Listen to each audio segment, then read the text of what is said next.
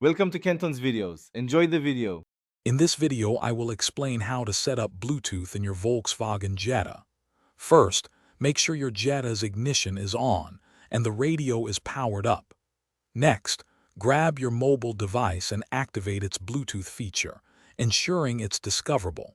Then, navigate to the phone or Bluetooth menu on your car's infotainment system to begin the pairing process.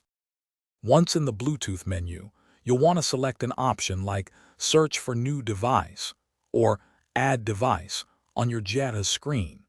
The car's system will then scan and display a list of nearby Bluetooth devices. Carefully locate and choose your specific mobile device from this list to proceed with pairing. After selecting your device, a unique PIN will appear on both your Jetta's screen and your phone.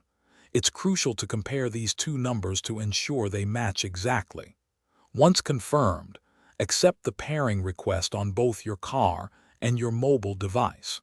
Your phone should then indicate it's successfully connected to your Volkswagen Jetta.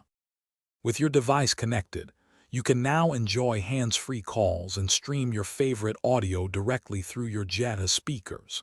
If you encounter any connection issues, a quick restart of both your phone and the car's infotainment system often resolves them.